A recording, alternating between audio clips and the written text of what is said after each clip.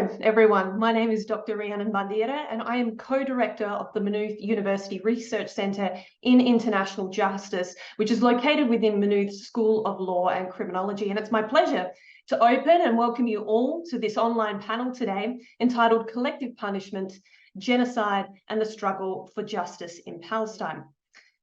I would like to begin by asking everyone to take a moment to reflect on the different lands from which we're joining today, as well as the diverse lands in which we have lived in during our lifetime. In one way or another, we have benefited or been harmed, either directly or indirectly, from colonialism and its ongoing legacies. I, for example, was born, raised, educated, and worked for much of my lifetime in so-called Adelaide, South Australia. But this is its colonial name. And these lands from which I've benefited from directly are those of the Kaurna people, who are the traditional owners and custodians, and whose sovereignty and law of these lands have never been ceded. For this reason, it always was and always will be Aboriginal land, and I pay my respect to their elders, past, present, and emerging, irrespective of the lands from which I am now. However, I live in Dublin now, and a land which has experienced the direct harms of British colonialism for well over 700 years, and a violent history. Since moving here, I am still learning. I encourage everyone here today to reflect on their own experiences of colonialism, whichever form they take, and how, despite taking place across different lands, these colonialisms are all connected. We at the Research Centre in International Justice acknowledge the ongoing colonial violence and harm occurring in Palestine, Israel. The work of the Research Centre in International Justice focuses on such issues of inequality and rights at the international level, and how international law and the international legal order not only advances but also harms the rights of these groups.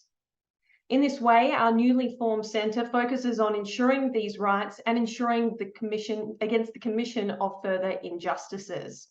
Our centre is in the process of developing further events on today's themes, as well as more broadly in the areas of international criminal law, international human rights, international humanitarian law, transnational and global crime, migration and refugee law, environmental and climate change law, and prisoner rights, which are just some of the specialisms within our centre. Before I hand over to my co-director, Dr. Amina Adnan, who will introduce our three speakers and our chairs for today's online panel, and to Dr. John Reynolds, who will moderate the Q&A. I'd like to take this opportunity to thank the Maynooth University Social Sciences Institute, who are the joint organisers of this panel, especially Professor Linda Connolly, Director of the Maynooth University Social Sciences Institute, for her support and her solidarity, as well as to Anne Hamilton-Black for her exceptional level of organisation behind the scenes. And I would also like to thank the national and Maynooth branches of Academics for Palestine, the Island Palestine Solidarity Campaign, and Maynooth Students' Union for their support and solidarity, many of their members being present here today. Dr. Adnan, I now hand over to you. Thank you, Rhiannon. And thank you to everybody for joining us this evening. This event would not be possible without the contribution of our panel of experts. So thank you very much on behalf of the Research Centre in International Justice and MUSI. Thank you very much to each of the three speakers for joining us this evening to share their time with us and their knowledge. Our panel this evening consists of Shane Darcy, Professor of Law and Deputy Director of the Irish Centre for Human Rights at the University of Galway. Our second speaker is Maha Abdallah, who's a researcher and PhD scholar in the University of Antwerp. And our third speaker is Saleh Hijazi, Policy Coordinator of the Palestinian Boycott, Divestment and Sanctions National Committee. Before introducing our first speaker, I would like to make the audience aware that it is possible to insert any questions into the text box on Zoom. So as each speaker is giving their presentation, you can just identify the question that you want to ask, and you can also include information. Is it specific to one of the particular speakers, or is it a general question? So our first speaker this evening is Professor Shane Darcy of the University of Galway. Professor Darcy teaches business and human rights, international humanitarian law and international criminal law in the University of Galway. He's the author of Judges, Law and War, The Judicial Developments of International Humanitarian Law, published by Cambridge University Press in 2014. And he's also the author of the book To Serve the Enemy, Informers, Collaborators and the Laws of Armed Conflict, published by Oxford University Press in 2019. He's also a member of the editorial board of Business and Human Rights, of the Business and Human Rights Journal and the Irish Yearbook of International Law and the Criminal Law Forum. So thank you, Shane, for joining us this evening. And now I'm going to hand over to you. Great, thanks very much, Amina, and thanks very much also to all the colleagues at Maynooth for the invitation to participate in this really important seminar. So I was invited to speak on the topic of collective punishment. So 21 years ago, almost to the very day, I visited Gaza for a number of days. I was working at the time as a legal researcher for Al-Haq, a human rights organization based in the West Bank, and I was researching the topic of punitive house demolitions. Now, Gaza at the time was under the control of the Palestinian Authority, although some 40% of it was under Israeli control at the time, with several large settlement blocks in the Gaza Strip. And in the vicinity of these settlements, as well as along the border with Rafah, I saw most, if not all, buildings had been riddled with bullet holes. Hundreds had been partially or completely destroyed, whether from shelling or being bulldozed by Israeli forces in order to create no-go areas. The Palestinians that were living in these refugee camps that we visited in Rafah, as well as in Khan Yunis, were living in dire poverty and mortal danger just meters from all of this. I wrote at the time that this was hell, plain and simple. What is happening at present exceeds what I witnessed by an order of magnitude that I think is almost incalculable. It's a struggle really to find the appropriate words to describe the levels of death and destruction that are being inflicted on Gaza by Israel at present. And collective punishment is one of those terms that has been frequently used in recent weeks, including by the Secretary General of the United Nations. So what I propose to do in the time that I have is to give an overview of the practice, the evolution of international law as it relates to collective punishment before turning to the present situation. As we will see, international law now firmly rejects the use of civilians as instruments of war for the pursuit of military or political goals. There's a nucleus of binding rules in the Fourth Geneva Convention, which reflects this consensus and which without question applies in the current context. Collective punishment, measures of intimidation of terrorism, reprisals against civilians, the taking of hostages, these are all prohibited outright. But it's not always been like this. So historically, collective punishment has been a common tactic used by warring parties, particularly colonial powers and those occupying foreign territory. Punishing a civilian population for the acts of individuals was considered a means of maintaining order and suppressing resistance.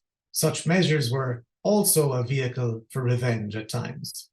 In the 19th century, it was considered a general law of war that communities are accountable for the acts of individual members. Two principles of so-called invaders' law were, for every offence, punish someone, the guilty if possible, but someone, and secondly, better 100 innocent should suffer than one guilty man escape. The influential Lieber Code, which applied during the US Civil War, warned against retaliation as mere revenge on the one hand, but accepted on the other the use of hostages and of subjecting the civilians of a hostile country to the hardships of war. The practice of various wars of the 19th century saw occupying powers adopt measures of collective punishment that were entirely disproportionate, and in the views of one author of the time, an outrage upon every feeling of justice and inhumanity. Now, the very first efforts to lay down international laws applicable in wartime, the so-called Hague Regulations, which are still applicable today, yield a very first tentative prohibition of collective punishment, albeit in less than unambiguous terms. it did allow for states to impose penalties on a population where they might be considered collectively responsible. At times, nothing more than a sort of a passive responsibility.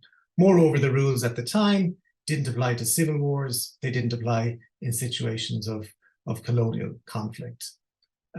Collective punishment and reprisals were a feature, for example, of the Irish War of Independence from 1919 to 1921. And a couple of prominent examples, Balbriggan, in the aftermath of the killing of an RIC district inspector, 25 houses and 7 businesses were burned to the ground by members of the Royal Irish Constabulary and the Black and Tans. A couple of months later, the city centre of Cork was also burnt down, large damage to civilian property in retaliation for attacks by the IRA that had taken previously. The laws of war were considerably revised after the Second World War. Raphael Lemkin, who coined the term genocide, which Maha will speak about in today's session, wrote about how the forces of Nazi Germany undertook a punitive expedition in continuous operation in Soviet territory, involving widespread collective penalties in the form of mass executions and mass destruction of properties. So our 1949 Geneva Conventions certainly strengthened the rule against collective penalties, setting down in Article 33 that no protected person may be punished for an offence he or she has not personally committed. Collective penalties are prohibited. Likewise, reprisals against civilians and hostage taking. And no states objected to these rules being included at the time or since the treaties have been adopted. But there was no prohibition against collective punishment developed for internal armed conflicts, or again for the colonial context. So in the 50s and the 60s, the British practiced collective punishment and adopted regulations specifically for that purpose in various countries, Cyprus, Nigeria, Kenya, for example. In Malaya, food was withheld from villages for sheltering insurgents. Now, the loopholes in international humanitarian law were eventually closed in the 1970s with the adoption of 2 additional protocols that extended the prohibition of collective punishment into international and non-international armed conflict. So turning to the situation of Israel and Palestine. So Israel's practice of collective punishment willfully ignores the applicable international standards. And at times it draws on the defense emergency regulations which were adopted by the British in 1945 in mandatory Palestine. Israeli authorities have relied upon these regulations, which gave military commanders the power to destroy any building from which hostile acts were carried out, or if the inhabitants were somehow implicated in those acts. And they've used these regulations to destroy thousands of Palestinian homes as punishment since the occupation of the West Bank and Gaza in 1967. Moshe Dayan, the defense minister in 1967, told the Knesset that such measures are based on, and I quote, the principle of collective responsibility of the whole family for one of its members. The Supreme Court of Israel has frequently upheld this practice of collective punishment. However, Palestinian, Israeli, and international civil society organizations, as well as various UN human rights bodies and experts, have documented extensively and denounced for decades the numerous instances of collective punishment that have been imposed in varying forms in the occupied Palestinian territories as a response to individual hostile or criminal acts, in turn in breach of international humanitarian law. Michael Link, who's the previous UN Special Rapporteur on the situation of human rights in the occupied Palestinian territories, has described collective punishment as an inflamed scar that has run across the decades-long occupation.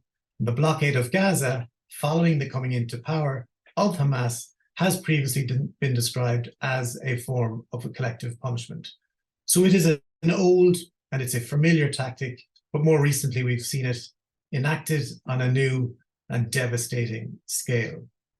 So if we turn to the present situation, so the killing of hundreds of Israeli civilians on the 7th of October and the taking of civilians as hostages by Hamas's military wing, the Al-Qassam brigades, as well as by other entities, including Islamic Jihad, are unquestionably contrary to international humanitarian law and would constitute war crimes.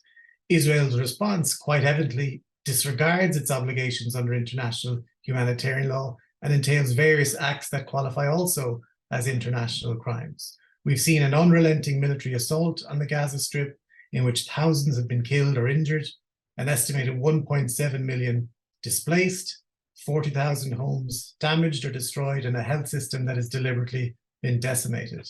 At times over the past weeks, it feels that Israeli forces and Palestinian armed groups have been fighting a 21st century conflict according to 19th century standards. Now, Israeli officials made clear that Gaza was being put under siege.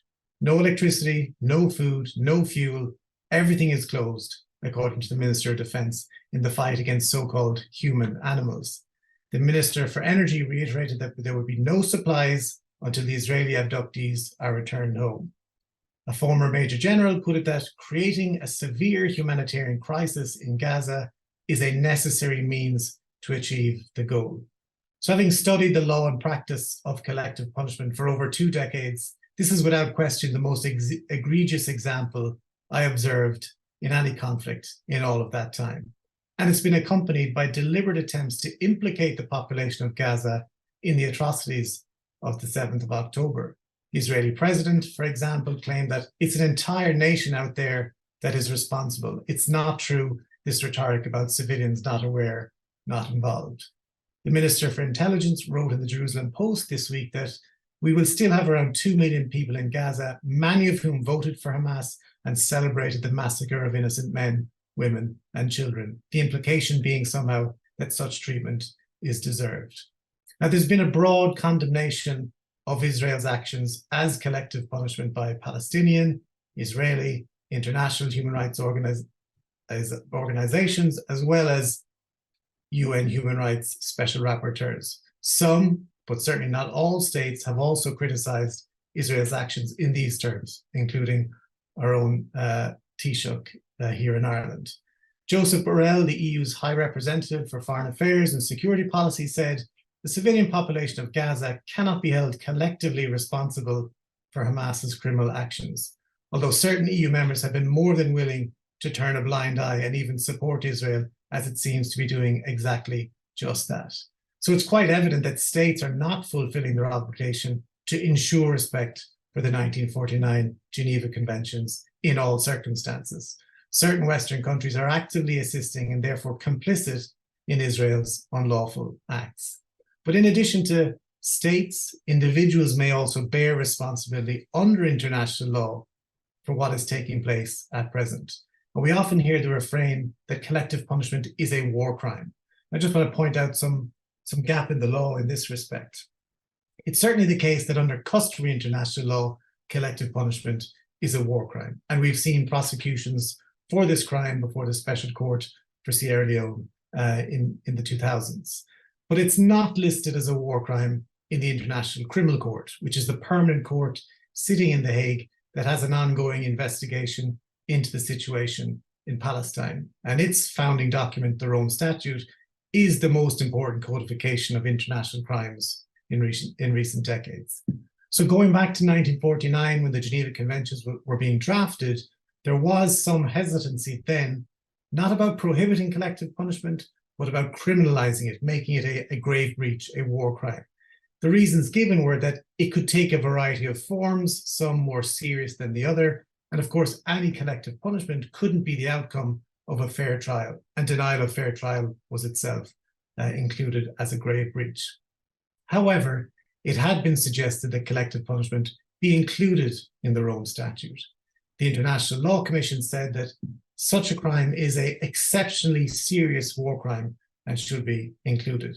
But according to one senior diplomat who was involved in the negotiations, the crime was excluded at the behest of states involved in the annexation or occupation of, inverted commas, foreign territory. And he didn't say who. Nevertheless, the underlying acts that comprise the collective punishment, whether it's denial of the essentials of life that we see in Gaza at present, or property destruction, as we've seen in other contexts, these could well readily constitute other crimes within the court's jurisdiction.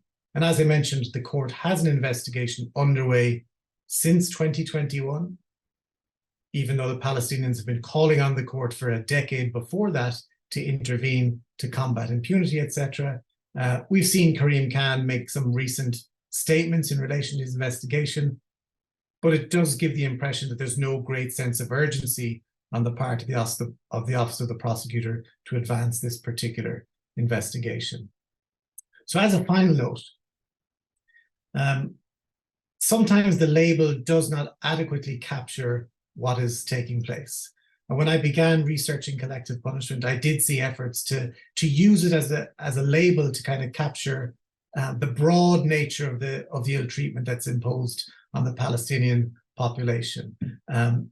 Israel's collective punishment of the population at present may not merely be about pressuring Hamas to release the hostages, but it may also be serving other goals, such as the forced displacement of Palestinians from some or indeed all of Gaza. The widespread and systematic destruction of civilian property over decades as a form of punishment may have been counterproductive in terms of deterring hostile acts or criminal acts, but perhaps it served an underlying motive of severing physical links to the territory. Now, with the population in Gaza having almost no place to go, and a context of grave and ongoing violations of international humanitarian law, as well as the dehumanizing language that we've heard, and only some of which I've mentioned, the label collective punishment may not sufficiently convey what it is that is unfolding. So I think we need to take very seriously the ever-growing warnings of ethnic cleansing, or indeed the risk of genocide against the Palestinian people, as my co-panelist Maha will now discuss. So thank you again to my colleagues in Maynooth for the invitation, and I'll hand over to my co-presenters.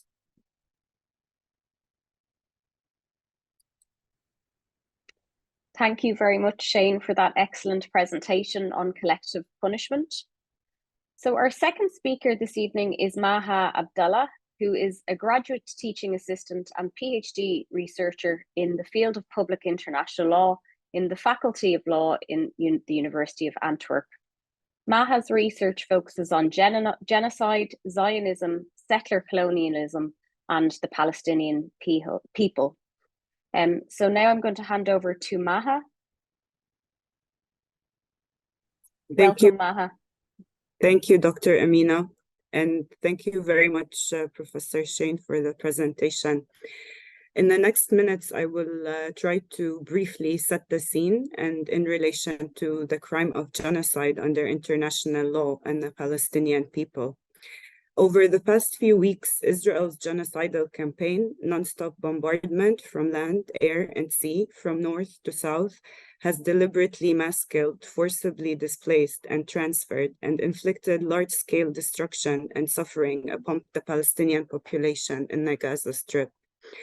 And to carry it out, Israel has, among others, imposed a total siege on Gaza and isolated it completely, while using starvation as a method of warfare, and deliberately and inhumanely depriving 2.3 million Palestinians the most basic means of survival, and creating a dire humanitarian catastrophe, a malicious process of slow death.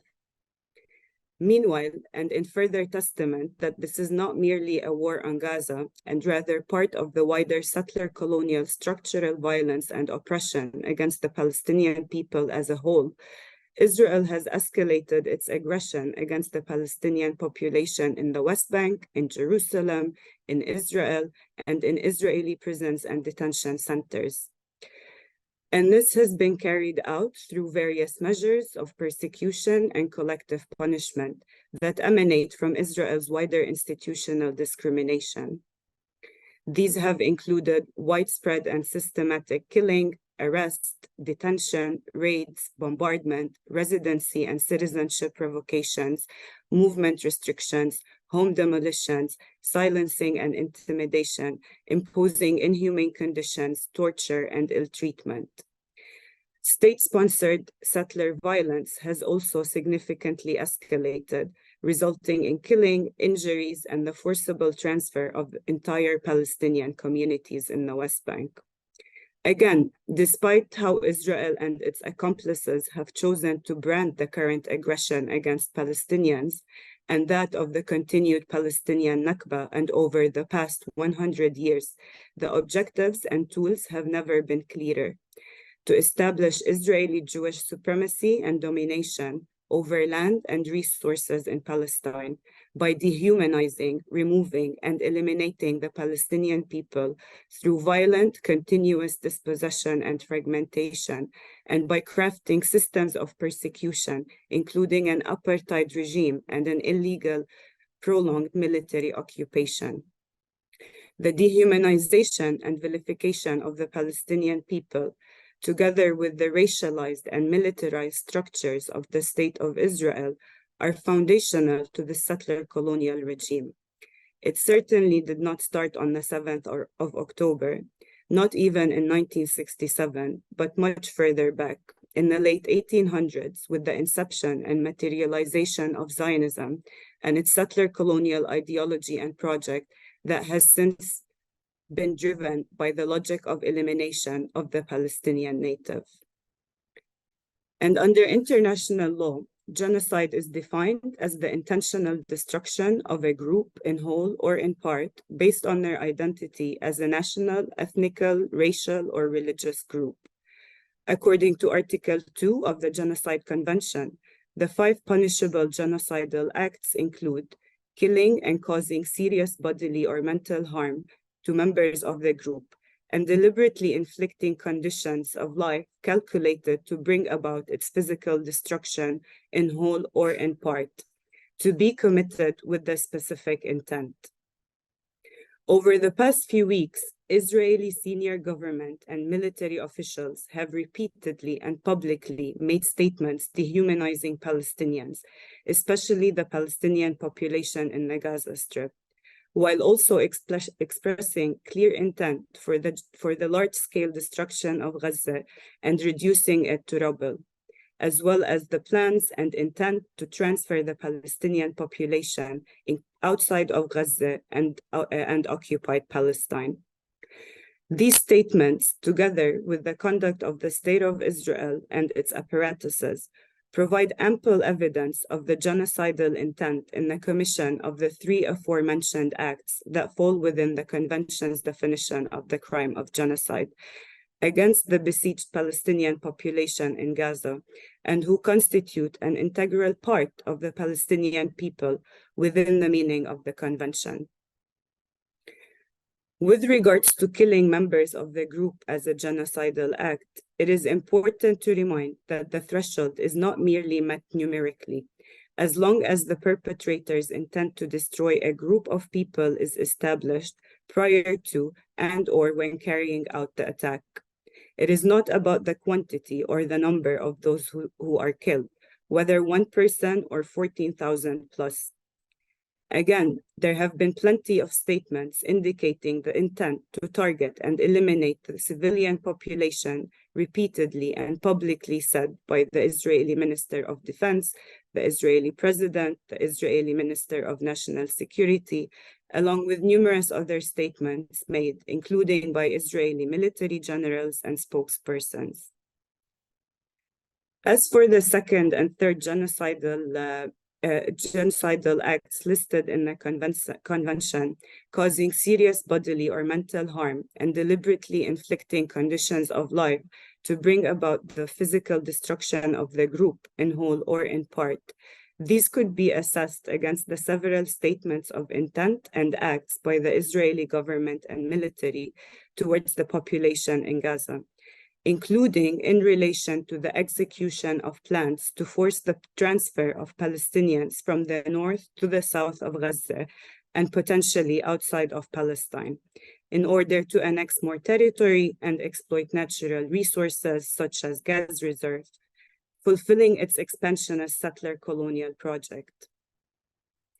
And while forcible transfer in itself is not a genocidal act, when carried out with the intent to destroy a group in whole or in part, it could constitute a means towards their physical destruction, as also confirmed by the International Criminal Tribunal of the former Yugoslavia, the ICTY. Israel's repeated evacuation orders and the deadly, inhumane, coercive environment inflicted upon Palestinians in Gaza have forced them to leave and flee under continued bombardment at gun or tank point, and without the basic means of survival throughout, resulting in the forcible displacement and transfer of hundreds of thousands of Palestinians to date, many of whom have been killed in the process by Israeli forces. In addition, Israel's publicly stated policy and conduct of depriving water, food, medicine, electricity, and fuel as basic means of survival, and against the backdrop of the 16-year imposed closure at land, air, and sea that impoverished Gaza and turned it uninhabitable, can only lead to the physical destruction of the population therein. The ICTY has considered that such methods of destruction include the creation of circumstances that would lead to slow death, such as the lack of proper housing, clothing, hygiene, denial of medical services, among other similar tactics that we've been witnessing Israel deliberately employing in Gaza. Israel's ongoing genocidal campaign against Palestinians, namely in Gaza, but elsewhere too, and its negative impact on the economic, social, political, and cultural fabric of the Palestinian people will not only be felt for generations to come. These have and will further seriously obstruct the Palestinian people from leading a constructive life as a people and as individuals. Prominent international law and genocide scholars, human rights, and civil society organizations around the world, and some states such as Venezuela, Colombia, South Africa, as well as ministers in Pakistan and Spain, have warned against Israel's genocidal intent and acts in its current aggression. A group of states has formally requested the International Criminal Court prosecutor to investigate genocide along with crimes against humanity and war crimes in the situation in Palestine and in relation to the ongoing aggression. United Nations experts have raised the alarms 3 times already in public statements, with the last warning against the unfolding genocidal acts and not only the intent or plan of genocide. States party to the Genocide Convention have a duty to prevent, end, and punish the crime of genocide. It's the crime of crimes. This duty arises the instant states learn of the existence of a serious risk that the crime will be or is being committed. States may incur liability if they fail to prevent genocide, even if they are not responsible for its commission and even if it's perpetrated extraterritorially. High contracting parties to the Geneva Conventions and additional protocols, states party to the Rome Statute of the International Criminal Court, the Genocide Convention, and other international treaties must therefore take immediate measures to meet their obligations and ensure that they are not enabling, aiding, or abetting violations and grave breaches that may amount to war crimes, crimes against humanity, and the crime of genocide, likely perpetrated by Israel against the Palestinian people. Their obligations also require that they help bring to an end the unlawful conduct and situation in Palestine. And to do that, states have a multitude of measures that they could and should take in line with these obligations. For example, states should submit an urgent application to the International Court of Justice concerning allegations of genocide against the Palestinian population, particularly in Gaza. And in order to stop the continued perpetration of grave breaches and international crimes, and in adhering with their relevant obligations under international human rights and humanitarian law, states must urgently and immediately ensure that their ports, airports, sovereign territory, airspace, and waters are not being used for the transfer of arms and other military materials to Israel. They should suspend all existing and future licenses of exports or arms transfers to Israel. States should impose economic sanctions, travel bans, and other restrictive measures against Israel, Israeli officials, military personnel, settler leaders, and perpetrators of grave breaches and international crimes.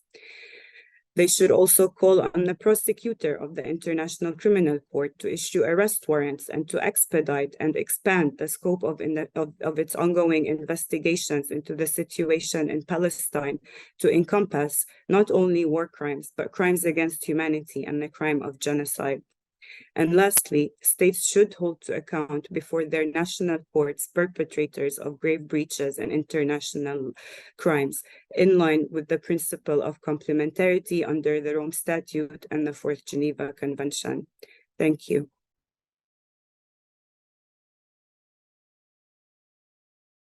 Thank you very much, Maha, for your excellent presentation. Our third speaker this evening is Saleh Hijazi.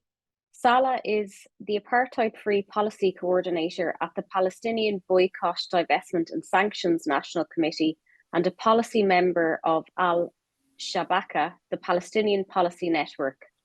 As a researcher and a human rights activist, Saleh previously worked in Amnesty International, Human Rights Watch and Al-Quds University Human Rights Clinic.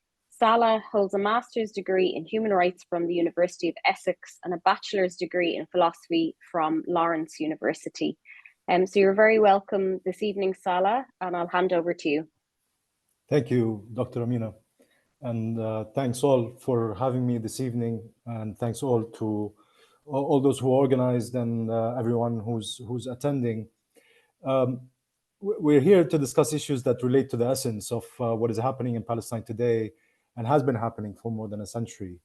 But I think it's important for me to start in saying I'm not a legal expert, but I will speak about genocide and the struggle for justice from another perspective, which I hope the audience will find useful and perhaps can build on the really wonderful and great presentations by that preceded me by Maha and Sean. I'll speak based on three experiences of mine. The first is my experience having studied genocide during my graduate master's studies and wrote about it in my thesis. That was 16 years ago, but that work remained with me and has come forcefully back during these very dark days in Palestine.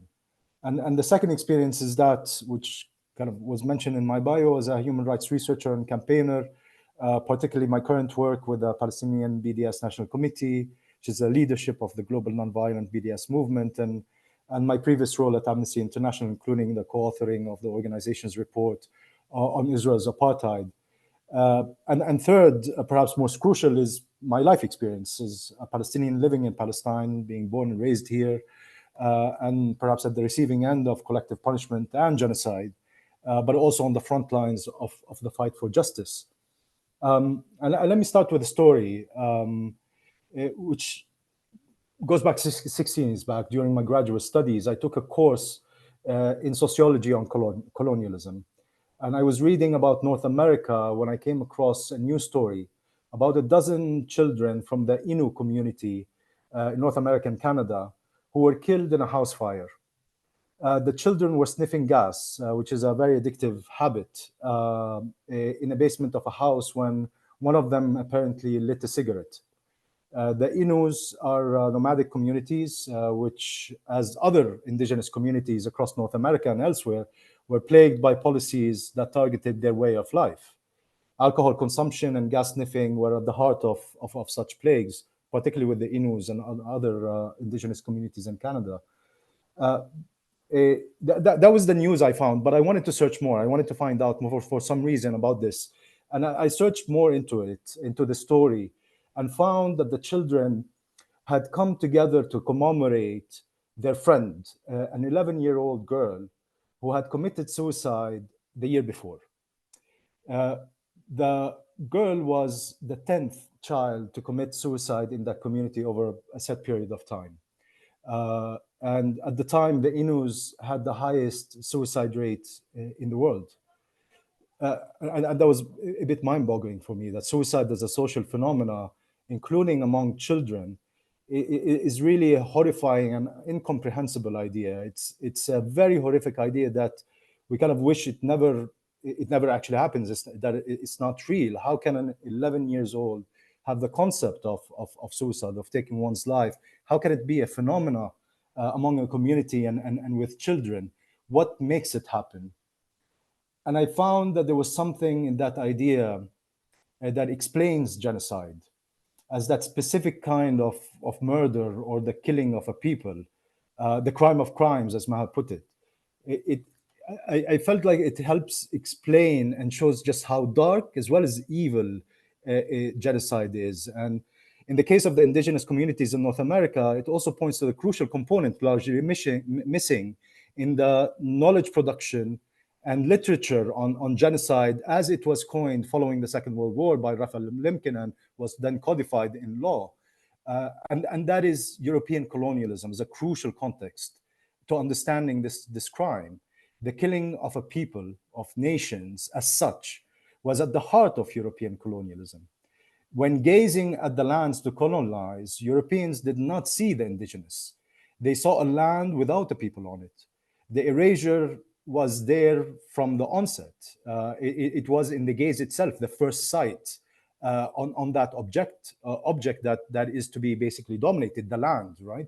But without the people on it. And once the colony is established, the process of removal and of erasure becomes constant. Therefore, the indigenous are also classified as a threat to be removed, or savages that are a danger and endanger life. European colonialism killed indigenous nations of the Americas and elsewhere in many ways. And one method which endured long was the military missionary project of boarding or residential schools, which aimed to, quote unquote, assimilate the natives into European culture. These schools, which were set up in the US and Canada as well as in Australia, took children away from their families and put them in boarding schools to teach them the enlightened living. Some of the early schools that were set up held the motto that was written on signs at the entrances of these schools, which said, and I quote, "Kill the Indian, save the man." This method was detrimental in the killing of a people and nations and entire communities. And it's also kind of what helped to explain what was happening in the Innu community. The last residential school in Canada was closed in the late 1990s. It was going and ongoing until then, and its impact was still strong in 2007 when I was writing my thesis. And of course, it still continues until today.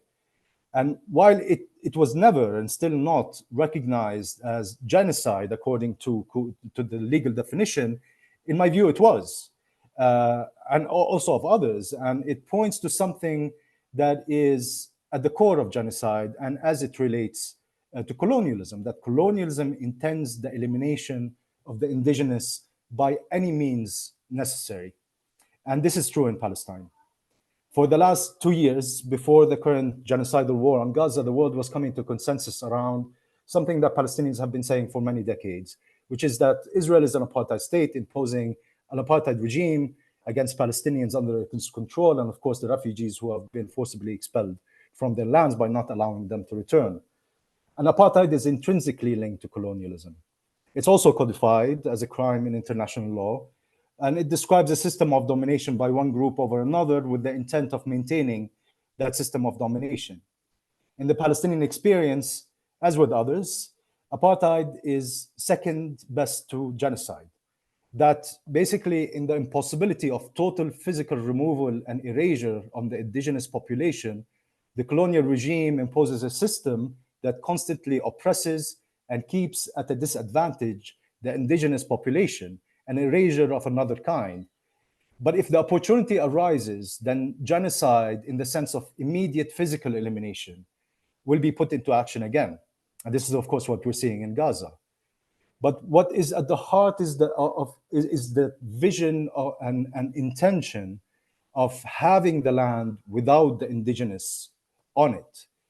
In 1948, following Zionist massacres of Palestinians in areas west of Jerusalem, Ben-Gurion, one of the Zionist leaders who became the first prime minister of Israel, was addressing his political party when he said, following a visit to these areas, he said, and I quote here, "From your entry into Jerusalem through Lifta, Romema, there are no Arabs, 100% Jews. Since Jerusalem was destroyed by the Romans, it has not been so Jewish. In many Arab neighborhoods in the West, one sees no single Arab, end of quote. Indeed, as it was proven by many historians, including Israelis, the Zionist colonial project saw the land of Palestine without its people. They were erased from vision and attempted to be erased in practice. The Nakba, the Maha spoke about, the term that we Palestinians use to describe the ethnic cleansing and massacres by the Zionist and Israeli forces around the time of the creation of Israel in 1948, intended full physical erasure of the indigenous Palestinians. That did not work fully. But this is why today Israeli officials, media figures, groups within Israeli society, normal people talk about completing the job that was started in 1948, the Nakba. They talk about Nakba 2.0. Or, as a couple of days ago, one Israeli minister who was head of one of the Israeli intelligence agencies, Avi Dichter, said that what we are doing in Gaza is rolling out the Gaza Nakba. So basically bringing it in installments. And what I'm trying to emphasize here in what I'm saying is two things. First, that this intrinsic link that must be understood between European colonialism and the modern day understanding of the crime of genocide. And two, that this link is found in the intention of the colonial projects, and here the Zionist colonial project towards the indigenous populations, and here the Palestinians. I see what is happening in Gaza as a Zionist colonial project springing to take advantage of an opportunity to fulfill the objectives with regards to Palestine and Palestinians in a much more direct and forceful way. But the intention of erasure plays part in every aspect of Palestinian life and Israeli rule over Palestinian life, whether direct, it's Palestinian living in colonized Palestine, or indirect, those forcibly exiled and denied the return home. The indiscriminate bombing, ethnic cleansing, denial of humanitarian aid, and the illegal, deliberate use of explosive weapons and white phosphorus against civilians, the forced displacement, cutting off water, food, medicine, and fuel, and the employment of starvation as a weapon of war against the people that are described by Israeli officials as human animals. This is what the Minister of Defense has described Palestinians, repeated by his generals, in a battle that is described as that of the children of darkness against the children of light, as the Israeli Prime Minister has put, describing what is happening. This is a textbook case of genocide, as prominent Israeli genocide scholar Raz Segal and senior UN official Craig Muhaiber both said. As Maha was saying, over 880 international scholars, the US-based Center for Constitutional Rights, UN experts, as well as human rights, Palestinian human rights organizations have all said that what we're seeing in Gaza is unfolding genocide. But the erasure is also there, and I think this is very important to point out, in the mundane, in the daily, in the less spectacular, in the slow, and perhaps not visibly violent. And I want to tell a story that does not compare to kind of the tragedy and the carnage that is happening, but I think it's very telling, and it's from my own experience, which was about 4 years ago, when my second child was born in Jerusalem. I went to see to issue a birth certificate for him from the Israeli Ministry of Interior. I'm and my wife are both Palestinians that are placed at different. Sorry, here he is. I'm back, Habibi. Sorry, Maha. I'm very sorry. Both of us are Palestinians, but we are placed different at the hierarchy of rights. Habibi, I'm back in Muhadara. Please, Habibi. Apologies again. I was saying that, and this is him.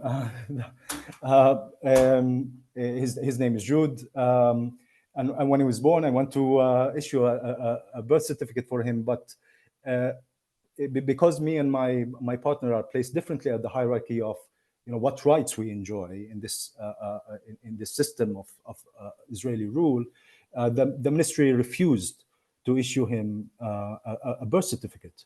And after a fight, they issued one but had erased the mother's name. And eventually, after a battle, employing law and others, so they issued the birth certificate with the mother's name, of course, the full birth certificate with the mother's name on it. But the point here is that here you have a main institution of Israel that is trying to erase a Palestinian child from the population registry.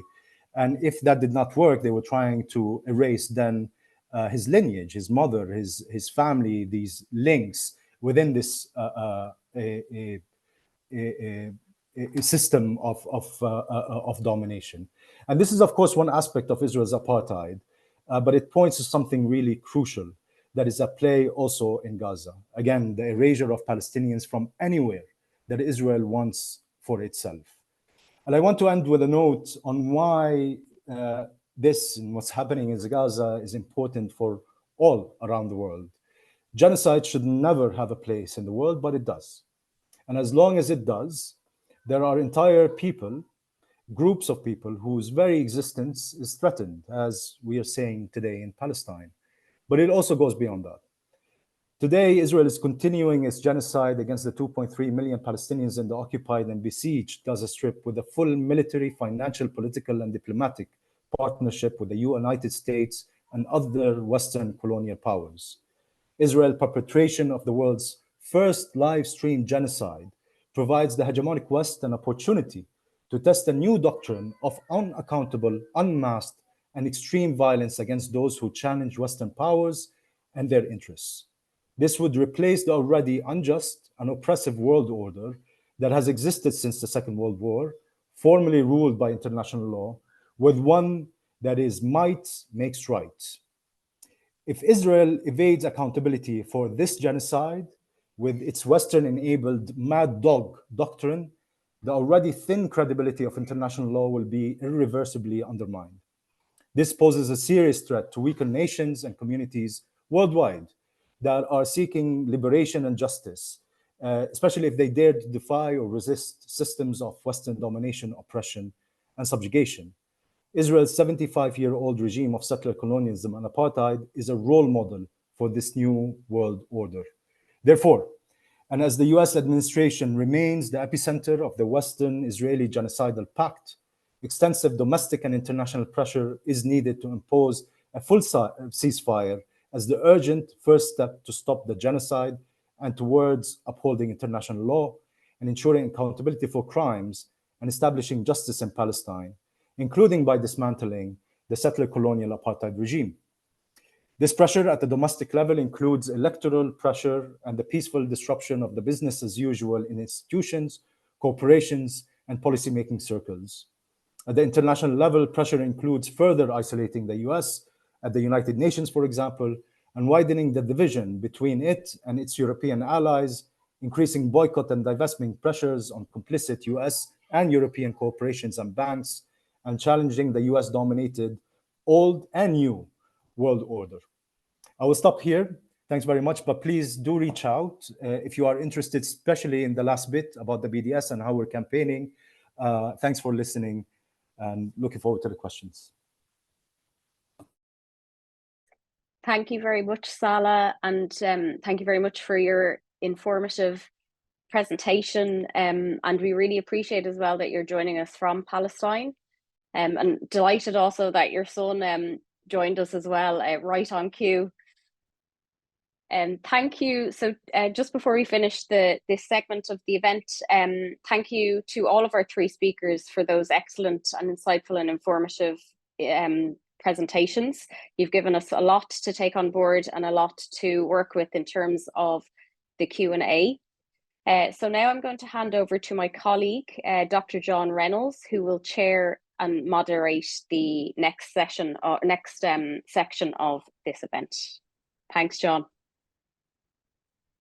All right, hello everyone. Thanks, Amina, and thanks to Shane, Maha, and Saleh for those contributions. So I'm hoping everyone can hear me okay. Let me know if not. So we have plenty of questions coming in already, and I'll try and keep track of them as we go on. So I'm just trying to group them together as we go. So I have a few questions already on genocide, which is obviously something people want to hear more on, and then a few on kind of legal processes, accountability, sanctions, stuff around that. So what I might do is just try and group a couple of the genocide related ones together, and there maybe, you know, probably you all have thoughts on some or all of these, and so I'll start with them, and then we can go from there. So the first one was and you mentioned Raz Segal, Saleh. The first one is that Raz Segal says this is a textbook case of genocide.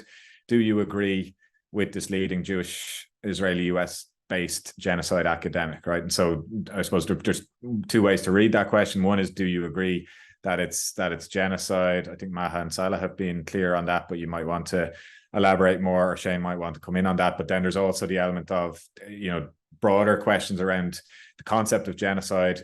The phrase that Raz Segal used, and also has been used by Craig Moggeber, that Saleh mentioned, is this idea of a textbook case of genocide, and that is something that's been discussed as well. Whether, you know, is there such a thing as a textbook case, or does genocide differ in different contexts? You spoke a lot about the colonial context and the connections there, Saleh. So that's one question. The other, the next one then is, would the speakers agree that the only logic which adequately explains the current Israeli offensive against Palestinians throughout the land is genocide, right? So there we have, I suppose, how is genocide the only adequate concept? How does it tie in with other concepts and framings that have been used previously? Maybe speaking to you, Shane, how does it tie in with what you've spoken about in terms of collective punishment? Is there a way in which collective punishment can become genocide if in certain conditions? And then the last one I'll just put to you for now is basically saying this is clearly a genocide and has been for 75 years. What and who is preventing us from speaking more openly about the Nakba genocide? And I just maybe ask that, bearing in mind, and some of you may have seen this, there was a piece by Rabia Egabaria that was published today in The Nation magazine in the US, but it was due to be published in the Harvard Law Review, and some of you will have seen that it was, despite having gone through the whole editorial process at the Harvard Law Review, it was pulled at the last minute by an intervention from some of the board of editors there. And I think there's what, you know, and basically the point that Rabia is making in that article was about needing to have a new kind of framework for thinking about the particular form of attack on the Palestinian people. And so he said in that article that if the Holocaust is the paradigmatic case for the crime of genocide, and South Africa for that of apartheid, then the crime against the Palestinian people must be called the Nakba. And so he's relating the idea of the ongoing Nakba to the question of genocide, but it's also, I suppose, poignant in the sense of that in relation to the question about silencing and the difficulties of speaking more openly about Nakba / genocide, that article was obstructed and blocked at the last minute by the Harvard Law Review. So I'll throw that open to whoever wants to go ahead and answer any or all of those questions for now. Maybe we'll just we can follow for the first round, we can follow the order that you spoke in previously. So that's you, Shane, Darcy. Okay, thanks, John. So yeah, really important questions, and on the topic of genocide, Maha has gone through the convention and the key aspects. But I suppose one thing to mention is, like, from the perspective of international law, in some respects, the duties that arise under the Genocide Convention are not just about identifying when a genocide has taken place and holding persons to account from it. It's the title of the document is the Prevention and Punishment of Genocide. And the duty to prevent genocide arises when there's a serious risk of genocide taking place. And we clearly have that present already. I think it's quite telling that the terminology of genocide is not something that has been used in the context of Palestine, certainly by United Nations bodies historically.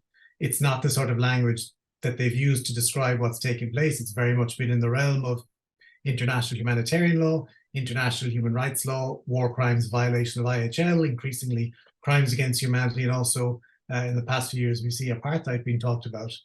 But in the past few weeks, we see UN Special Rapporteur statements warning of the risk of genocide, and I think that's a first in many instances. And Saleh and Maha have mentioned the various other places that we see this language being used. I think in the particular context of Gaza, the key risk of genocide for me relates to the closed nature of the borders and of the denial of the essentials of life. So we see discussion, we see so many statements, it's hard to keep up with what Israeli officials are saying. What we see in the past few days about, well, if every country took a few thousand Palestinians from Gaza, then that would be, even the language of that would be showing how much you care about the Palestinians. So that intent suggests it's about ethnically cleansing, it's about pushing Palestinians off the land. But of course, what happens if Palestinians can't leave Gaza? They're being pushed and pushed further and further, or are not able to leave, but also don't want to leave. So I think that's where the real risk of genocide is present. And John mentioned the question about whether it's collective punishment can become genocide. Absolutely. I mean, in the context of the textbook case of the Second World War, there was collective punishment administered against Jews in occupied territory. It was a modus operandi. And at some point, yes, these sorts of conducts can feed into a broader genocidal policy.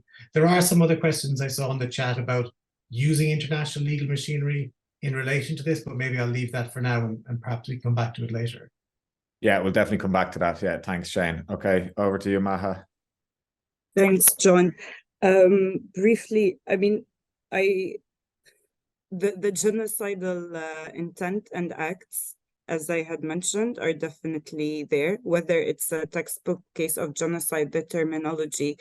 As you mentioned, John, I think each genocide that has been perpetrated over the years, one too many, has its own specificities and its own tactiques and tools that the perpetrators have used in order to eliminate and remove and to exterminate and to dehumanize. But I think we see a lot of similarities from the different experiences of the different groups that have been subjected to it.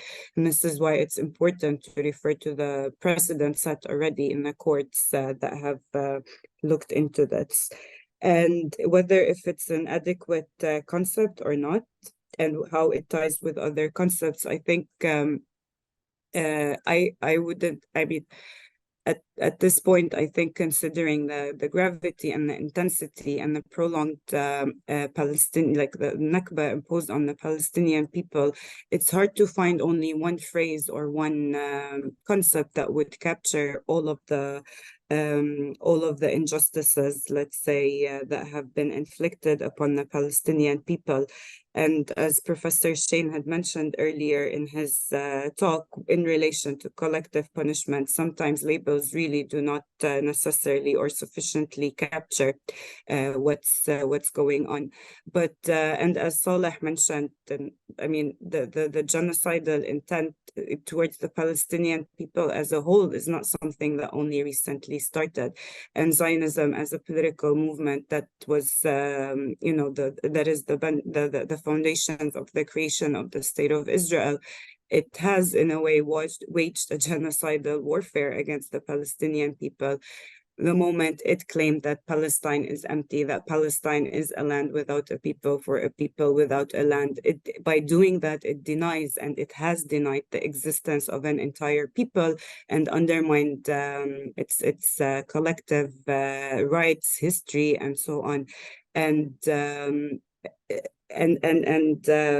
going back to how it ties with other concepts, and from the different experiences, let's say, but also from the Palestinian experience, we see how institutional discrimination, racism, apartheid, segregation, forcible transfer, dehumanization, collective punishment, and other forms of persecution and oppression have been prominent features. And in a way, they are prerequisites of genocide.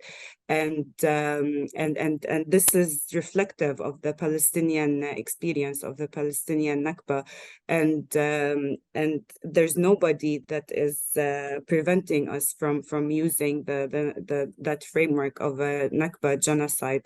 And this is, I think, what Saleh and I have been trying to relay. Thanks, Maha. Okay, Saleh, if you want to come in there. Yeah, and thanks, Maha, because I mean, she said it all, and exactly. But perhaps I think all these concepts can help us understand the nature of Zionist settler colonialism, which is really crucial. Has been and very much now with the carnage that it is wreaking in Gaza. And the project has employed different tools. You know, Al-Haq, the leading Palestinian human rights organization, has put out a report last year on apartheid as a tool of Zionist settler colonialism, which helps very much as well, kind of understanding Zionist settler colonialism. And what I was trying to kind of relay in what I was saying is that of kind of the intention that is at the heart of this of Zionist settler colonialism, and really goes back to, for example, Zev Jabotinsky, one of the kind of main ideologues of some of the main politicians right now, and his thesis of the Iron Wall that includes kind of the transfer and the subjugation of Palestinians, and on all the way to the moment now. But I think it's kind of important to remind, just a few months ago, and kind of building on what Maha said, the Israeli finance minister, who is also responsible within the Ministry of Defense for matters relating to the occupation of Palestinians in the West Bank, has said that Palestinians are an imagined, a fiction, something of fiction.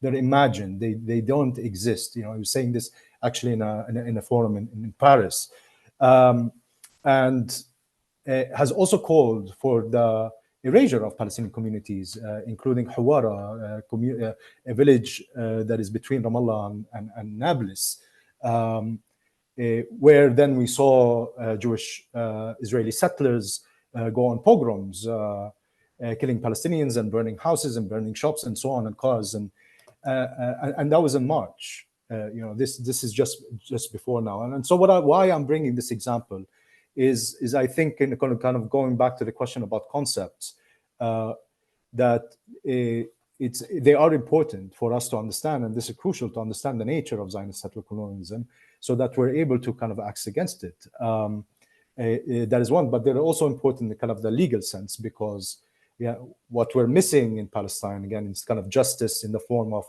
an international kind of justice of criminals being held to account for the crimes that they perpetrated, and therefore this becomes very, very important. We need to identify the crimes that are being perpetrated, and then when we need to hold people accountable for perpetrating these crimes. And this is not only in the interest of the victims. I mean, in this context, is in the interest of the Palestinian victims. It's in the interest of victims everywhere, and it is really in the interest of international law itself, which kind of the U.S.-Israel axis, with the support of other European countries, are really kind of demolishing here. And I believe it was the Irish president who said that, you know, Israel's actions in Gaza is kind of throwing or turning the whole body of international humanitarian law into tatters. I think that was the word. And I think it is very true. You know, what is happening right now has far wide kind of implications, and therefore this is why these legal concepts become very important. Excellent. Okay, thank you to all three of you, and thanks for that, Saleh. Okay, so what I will do now is try and just group a few of the questions together that were coming in about kind of legal processes, legal remedies, and so on. Just to say, I mean, there's lots more questions coming in on genocide as well. We will try and come back to them if we have time. But thank you to everyone who is offering the questions. There's also just been a few thank yous for the speakers, and lots of nice praise for the speakers and for their contributions, and also a thank you Ireland in there. And I think it is just important to acknowledge that as well. This is to do with I suppose comparisons with other countries, and back to the point previously about silencing, where it has been a real struggle for colleagues in the United States, in Britain, in Germany especially at the moment, and many other places, to have these kind of conversations and to organize these events. And we've seen lots of events, lots of student societies, lots of academics and students themselves being silenced, disciplined, and so on. So just to acknowledge that it is important to be able to have this conversation openly. And someone in the chat or in the questions was just saying thank you for that. So the where are we now? Where am I now? Sorry, yeah. So there's a couple of questions in relation to the Genocide Convention and the International Court of Justice, and a couple to do with kind of international criminal accountability as well. So I'll group them together. You can take what you want to answer there. So one is to do it, and you've kind of had touched on this, Maha, about state referrals to the International Court of Justice. So the question is, in recent days there's been a proposal that a state such as Ireland could invoke the UN Genocide Convention against the state of Israel. What is the opinion of the panelists regarding the legal viability of such a strategy? So it's actually not specifically referring to the International Court of Justice there. It could be broader in terms of the duty to prevent genocide under the convention, but that proposal has been in the mix in relation to a number of different countries that have been mentioned as possibilities for a state referral under the Genocide Convention at the International Court of Justice. And then related to that, another question is, can Palestine invoke a genocide or invoke the Genocide Convention in the International Court of Justice? If yes, is it possible to pressure the Palestinian Authority to do so? So that's in terms of public international law. Then on the criminal accountability side, there's one question saying, would or should the Israeli cabinet be condemned by a modern international criminal tribunal a la Nuremberg? And so I suppose the question there about the feasibility of prosecutions and the question of which officials, who in the cabinet, etc., may be responsible. And then there's a related question, but from the other perspective, in terms of responsibility, how can and will the ICC hold Hamas to account for its crimes? So you can take what you want to pick up on there. I might start with you again, Shane, for this round, and we'll do it reverse and maybe next time round. Yeah, okay, thanks, John. And yeah, thanks for those of you that are asking these questions. They're clearly very important. I mean, there's various legal avenues for addressing the crime of genocide once committed, but also the duty to prevent the crime of genocide from taking place. And a couple of these have been mentioned already. So there's the international courts, which I'll come to in a second, but also domestically. So we see civil litigation ongoing in the United States, launched by the Center for Constitutional Rights, invoking the Genocide Convention and the implication of US individuals, Biden and others, in that particular context. Then, of course, there's prosecutions of individuals. That is something that can happen in the future. Israel itself prosecuted Adolf Eichmann in the 1960s on the basis of universal jurisdiction for the crime of genocide. But the courts that have been mentioned just now, the International Court of Justice and the International Criminal Court. The International Court of Justice is, as has been said, it's an interstate court. So for a state to raise a genocide claim before the courts, they have to be a party to the Genocide Convention, and Israel is a party since the 1950s. The state of Palestine became a party in 2014, I think.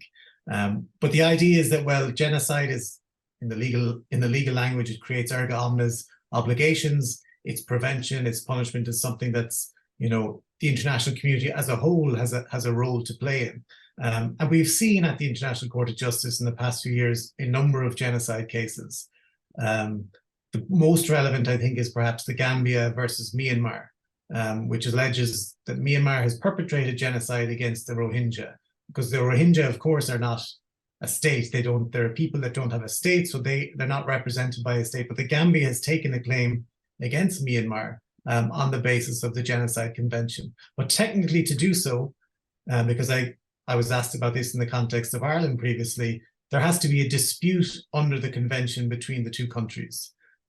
So there was a dispute between Gambia and Myanmar because Gambia had previously accused Myanmar of perpetrating genocide in various international fora. Now, I haven't seen Ireland, someone asked about Ireland doing that, but there are a number of countries that have used the terminology of genocide to describe what's taking place in Gaza. So at the top of that list is the state of Palestine, but various other countries, the Organization of the Islamic Conference, which has dozens of members, a number of Latin American countries, and various others, Iran, Syria, have used the language of genocide in this particular context. And in terms of taking proceedings to the International Court of Justice, the state of Palestine is clearly the state that should be doing that. Other states could do it, but I think it's the state of Palestine that, as the territorial entity, should be doing that. And the question was, can we pressure the Palestinian Authority? One of the issues that arises is there is proceedings before the International Court of Justice. An advisory opinion has been requested by the General Assembly addressing legal questions about Israel's ongoing occupation, etc., and the legal status of that. So maybe the state of Palestine doesn't want to rock the boat with those proceedings already underway, but I have heard that there is discussion of it, and it's something that is being considered. Genocide can also be prosecuted as a crime before the International Criminal Court. And the International Criminal Court has jurisdiction over the situation of Palestine, so over West Bank, including East Jerusalem, and over Gaza. And the prosecutor has confirmed that. He's also confirmed that he has jurisdiction over acts perpetrated by Palestinian nationals on Israeli territory. So this goes back to the question about, can Hamas be brought before it? Of course, the entity of Hamas, like the Israeli cabinet, those entities cannot be prosecuted before the court, but individual members very well could. There's issues, though, about the access to evidence. Advancing the investigation is being done very slowly. The prosecutor came to the border at Rafah, but hasn't been allowed to enter Gaza. So there are some problems on that particular front, but politically, we haven't seen the prosecutor moving in this direction very, very rapidly. He's raised the issue of financial resources. Some states have committed to giving funding for that. But in terms of the crime itself, the ICC has only ever issued one arrest warrant for the crime of genocide in relation to Omar al-Bashir in Sudan, and that arrest warrant is outstanding.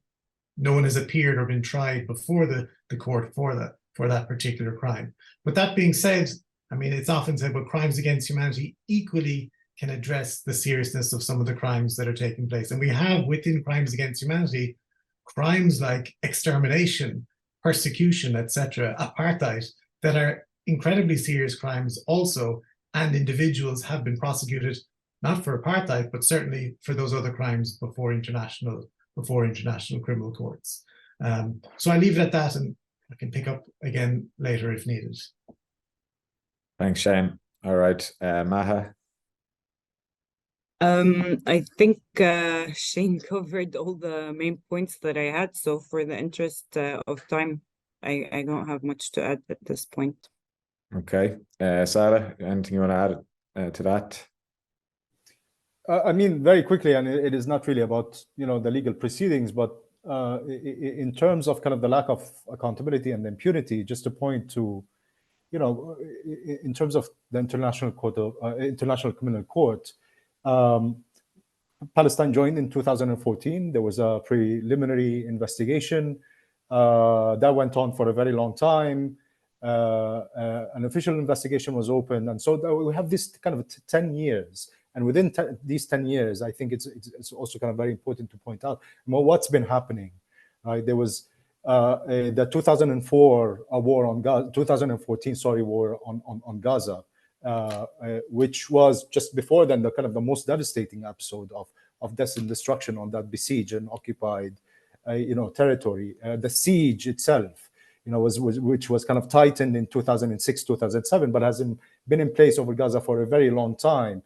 It connects to collective punishment and so on. And so I think, in asking about legal proceedings, which is very important, and seeking these venues for for justice, we should also kind of ask a question about kind of the natures of these institutions, the role they play, and the politics of it all, right? Why has the ICC, for example, moved on certain areas, particularly in Africa, and not elsewhere?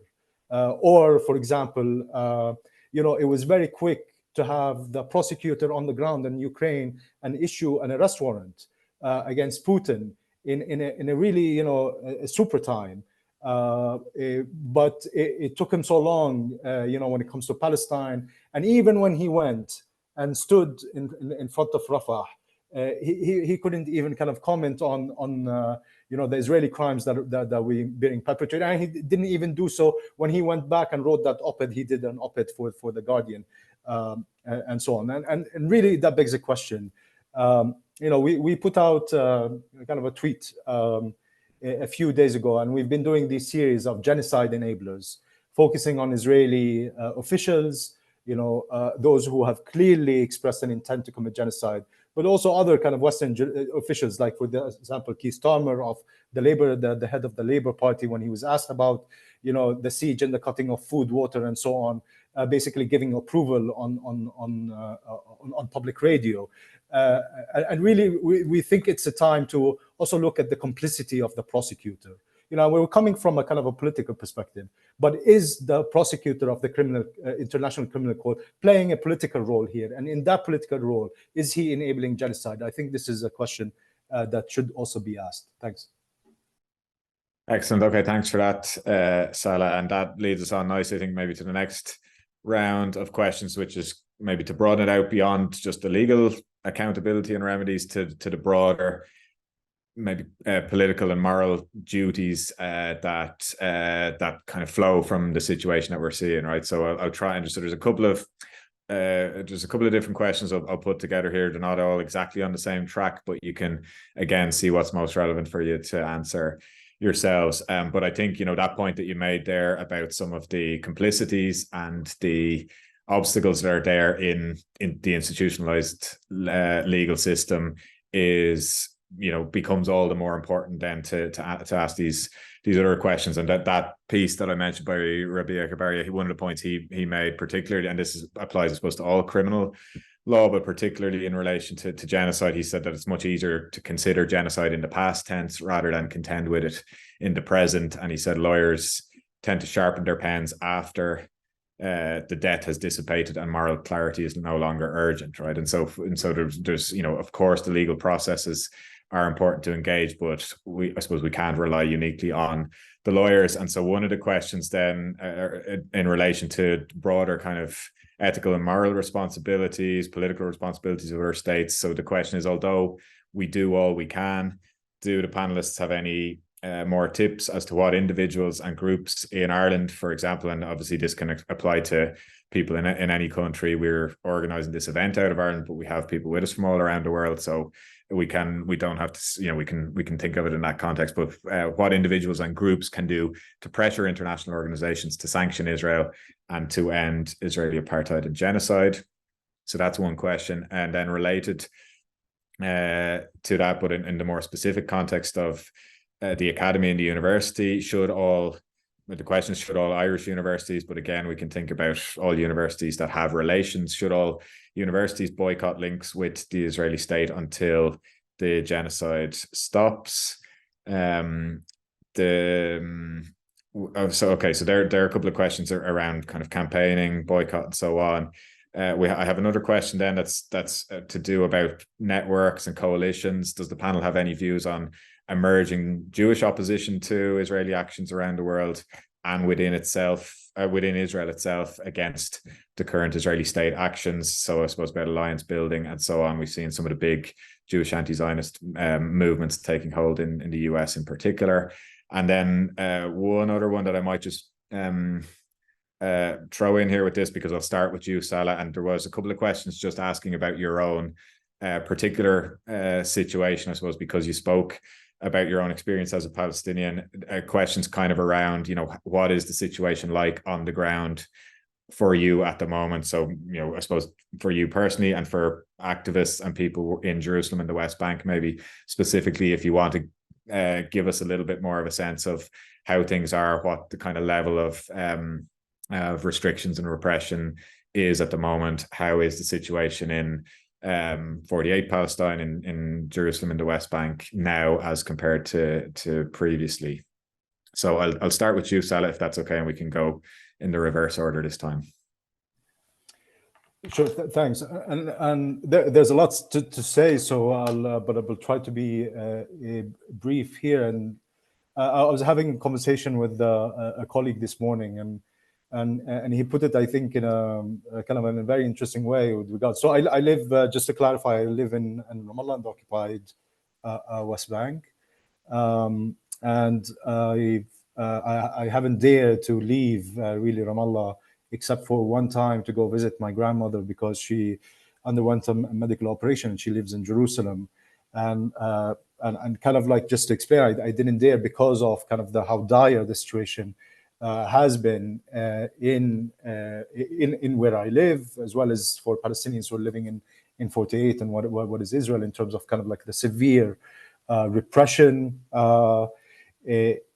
here in the West Bank. If you know, my friend, how he was putting it this morning, if you abstract kind of the situation in the West Bank from kind of the general context of what is, you know, the genocidal war that is happening in Gaza, you'll see unprecedented, really, massacres, systematic killing, torture, and just severe systematic violations of human rights that we've never seen before. And the reason that this is not so visible, this is not kind of a headline is not showing, is because you have something that is just way worse, you know, the crime of crimes basically being perpetrated than just a few kilometers away from here.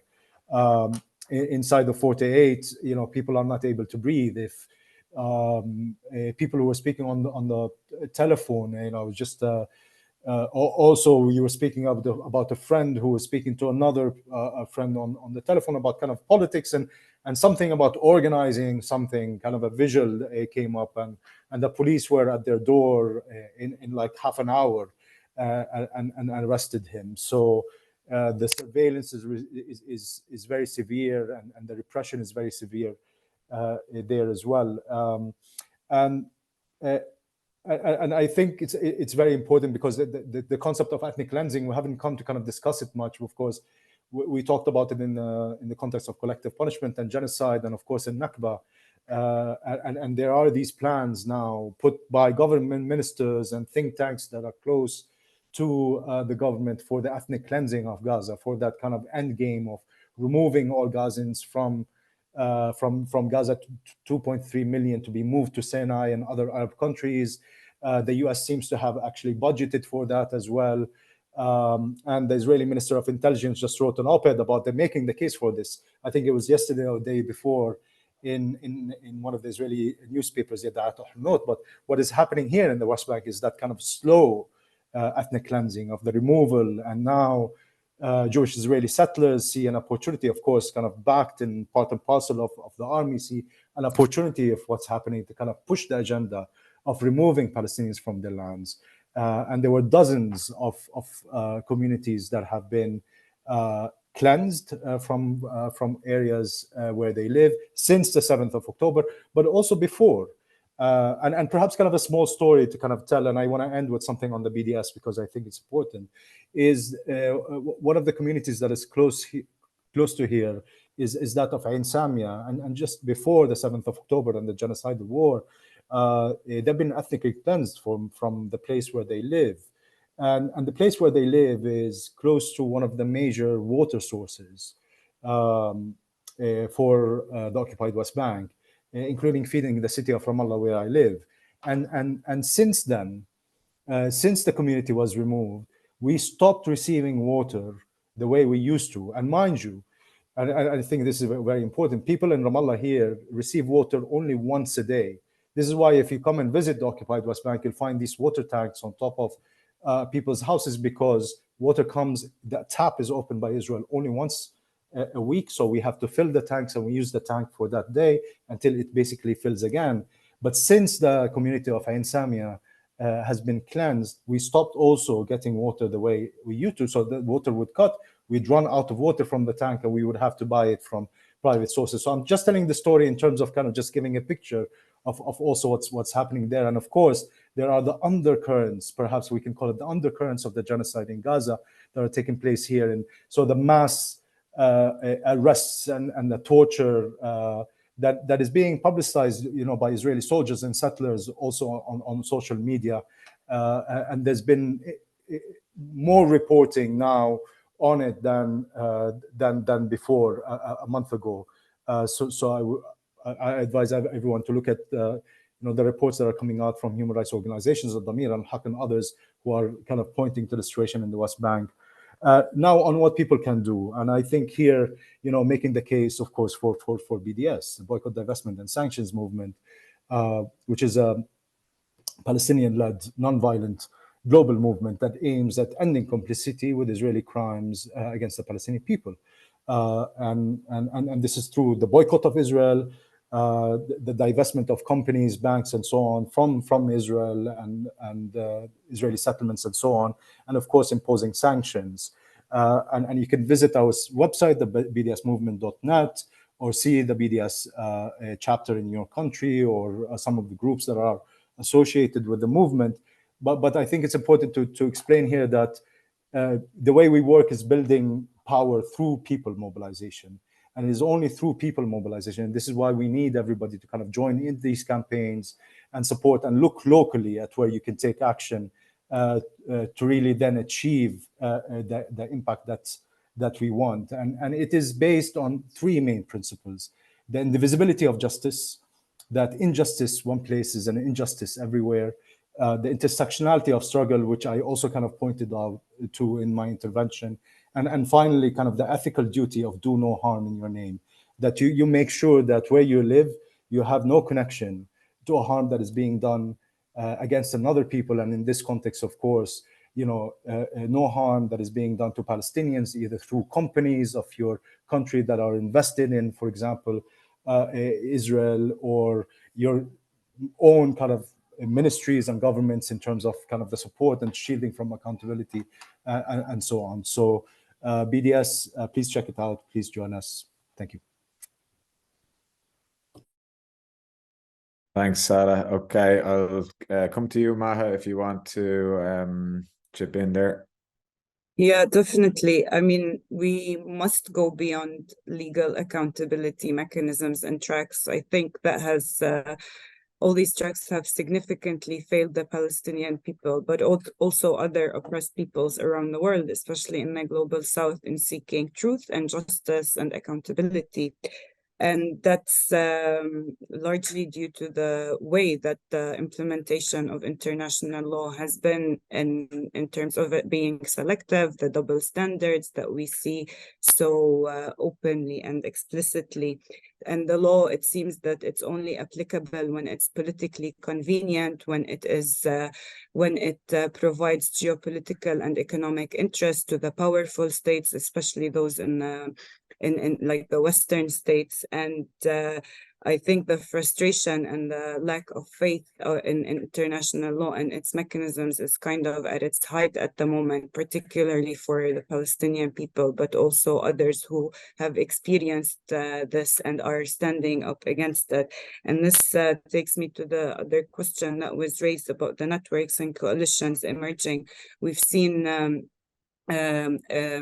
reviving, like very beautiful scenes of different groups around the world, from indigenous peoples to native populations to Jewish groups to other groups of people, communities, and so on, stand in solidarity with Palestine and raise the voice, calling to stop the genocide, calling for accountability, calling for an end to occupation and to persecution and to apartheid and all of that.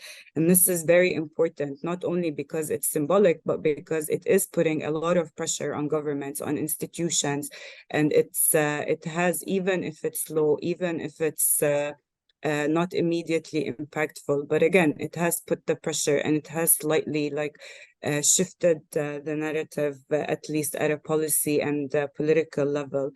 And with regards to universities, I think we also need to recognize that, that as Saleh mentioned, there are enablers not only of potential genocide, but of ongoing war crimes, of ongoing crimes against humanity, grave breaches of international law over the past 75 years against the Palestinian people. It is not only the state of Israel that is perpetrating these crimes alone.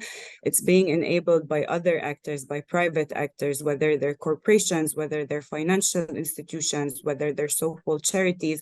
They are directly and indirectly contributing to the various forms of oppression against Palestinians, and these need to be challenged and can be challenged because they also have responsibilities, they also have duties, and they need to be held to account. And when it comes to universities, they equally need to be held to account and to be pushed to terminate and to suspend all forms of cooperation agreements, all forms of relationships with any academic or public or any institution that is directly involved in the Israeli military, in Israeli ministries of defense, public security, national security, and there are so many of them. And again, over the past few weeks, we've seen brilliant petitions and campaigns and information emanating, especially around Europe, of kind of exposing these relationships and calling on university leaders to terminate and suspend these relationships. And we need to keep that push going,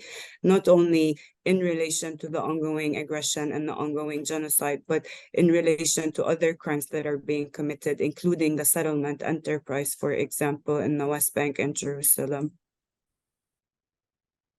Great. Okay. Thank you, Maha. And Shane, anything you want to add there?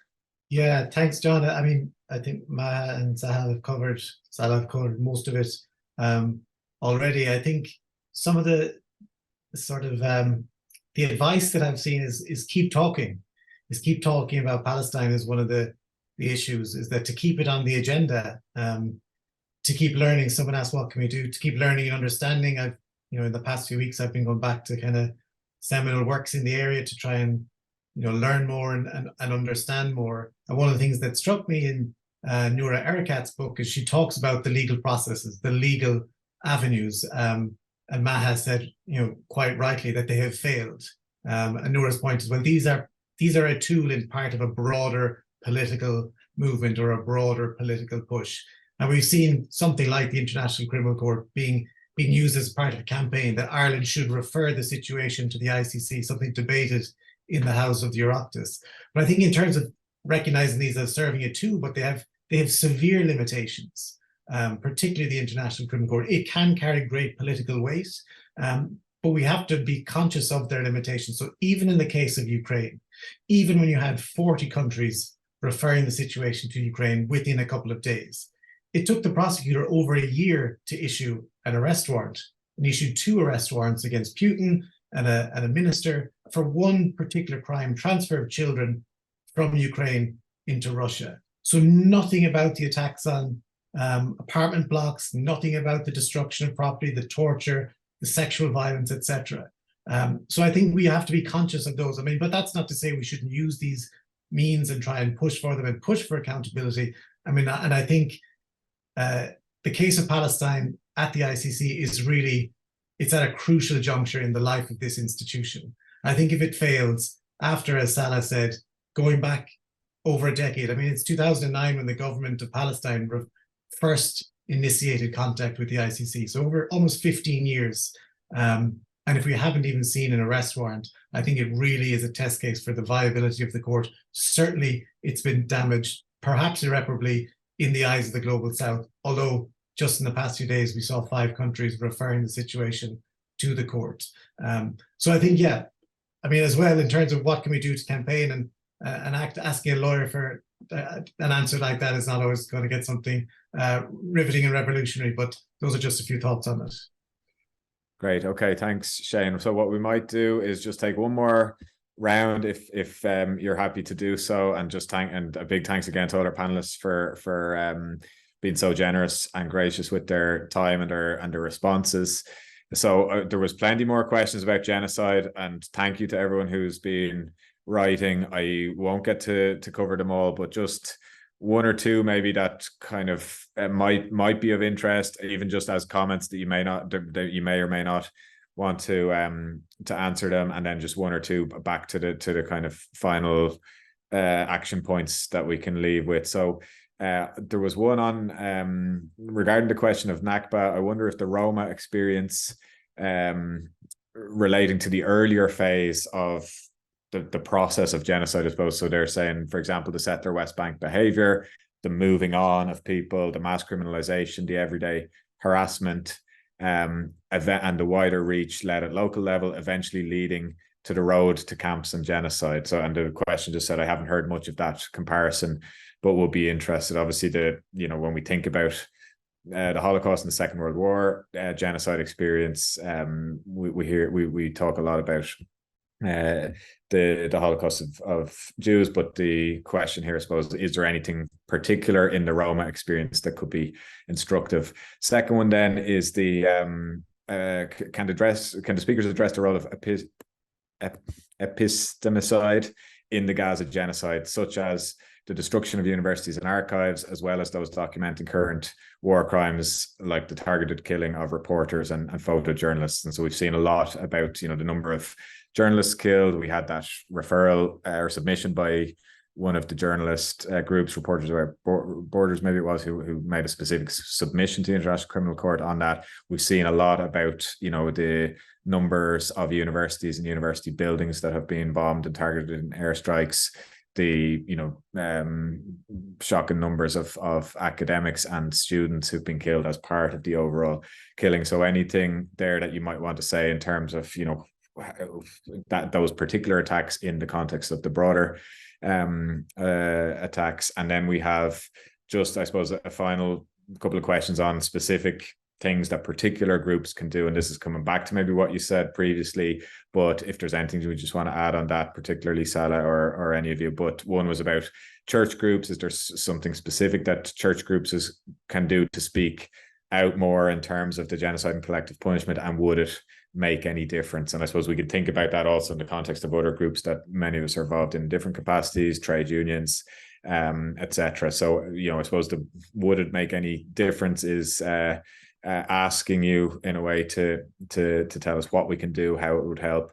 And the last one maybe just, again, because we are in a university context here as the organizers of this session, and it's something that a lot of students, scholars, people in universities have been grappling with, trying to organize themselves, trying to see what we can do. And so, we've mentioned the academic boycott and issues around that, but are there other ideas or thoughts that any of you might have, particularly Maha and Saleh, again, of what university staff and particularly students can do in terms of action? And that can be, thinking even just creatively about other forms of like solidarity, symbolic twinnings with student groups in Palestine, anything around that. We know, the destruction of the universities in Gaza has been immense.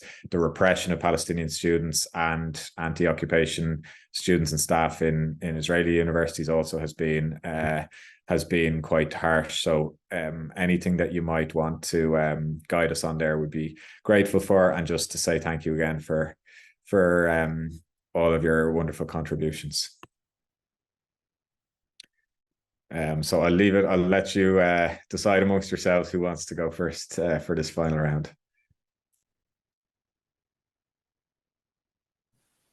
Maha has not gone first, so exactly, I could do that. I'll take that. I'll take this one.